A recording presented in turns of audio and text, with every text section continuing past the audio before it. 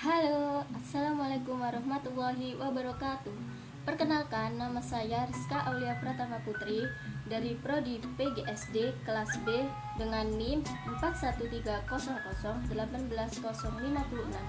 Saya berasal dari Universitas Nahdlatul Ulama Surabaya. Oke teman-teman, saya di sini akan menyampaikan beberapa pertanyaan terkait mata kuliah publikasi ilmiah.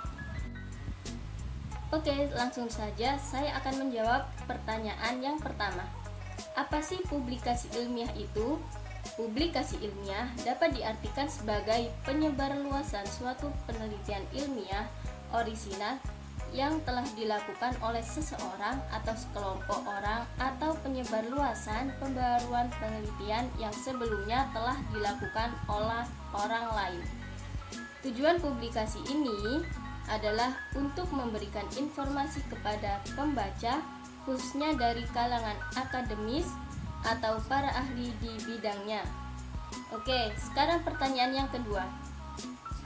Jenis-jenis dari publikasi ilmiah ini, yang pertama ada paper atau makalah, yang kedua ada artikel review, yang ketiga ada buku pelajaran, yang keempat ada proceeding konferensi, dan yang kelima ada monografi, yang terakhir ada flora, fauna, atau panduan lapangan.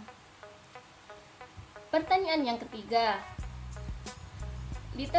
literatur review atau tinjauan pustaka adalah istilah yang sering dikerjakan oleh mahasiswa ketika sedang mengerjakan skripsi, tesis, atau disertasi.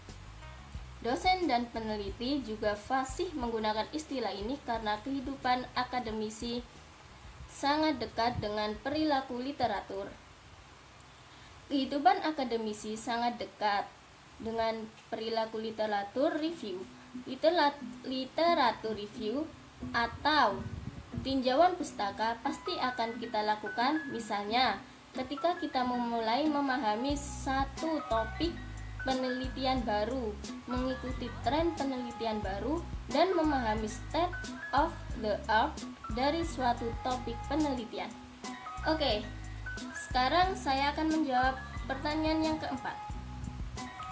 Systematic Literature Review atau sering disingkat SLR atau dalam bahasa Indonesia disebut tinjauan pustaka sistematis, yaitu metode literatur review yang mengidentifikasi atau menilai dan menginterpretasi seluruh temuan-temuan pada suatu topik penelitian untuk menjawab pertanyaan penelitian atau research question yang telah ditetapkan sebelumnya. Metode SLR ini dilakukan secara sistematis dengan mengikuti tahapan dan protokol yang memungkinkan proses literatur review terhindar dari bias dan pemahaman yang bersifat subjektif dari penelitiannya. SLR adalah metode literatur review yang biasa dilakukan peneliti di bidang farmasi dan kedokteran.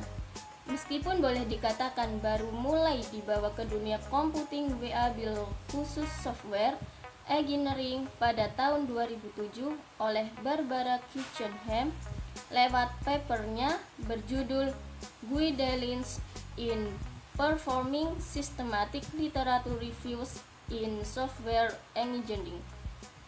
Oke, sekarang saya akan menjawab pertanyaan yang kelima. Meta-analisis merupakan suatu teknik statistika yang menggabungkan dua atau lebih peneliti sejenis sehingga diperoleh paduan data secara kuantitatif. Dilihat dari prosesnya, meta-analisis merupakan suatu studi observasional retrospektif, dalam artian peneliti membuat rekapitulasi data tanpa melakukan manipulasi eksperimental. Meta-analisis lebih tidak bersifat subjektif dibandingkan dengan metode tinjauan yang lain. Ya, selanjutnya saya akan menjawab pertanyaan nomor 6. Istilah analisis bibliometrik didefinisikan sebagai evaluasi statistik dari makalah jurnal yang diterbitkan buku atau artikel ilmiah lainnya, dan lain-lain. Dan ini adalah cara yang efektif untuk mengukur pengaruh publikasi cendekiawan atau lembaga dalam komunitas ilmiah. Berdasarkan analisis bibliometrik dan dari perspektif perkembangan makro, makalah ini secara sistematis bertujuan untuk yang pertama, meringkas hasil penelitian terbaru dari warisan industri di Cina dan negara-negara barat. Yang kedua, mendeskripsikan proses pengembangan disiplin warisan industri secara ilmiah dan kuantitatif. Oke teman-teman, itulah jawaban pertanyaan dari publikasi ilmiah mulai nomor 1 sampai nomor 6. Semoga bermanfaat. Terima kasih. Wassalamualaikum warahmatullahi wabarakatuh.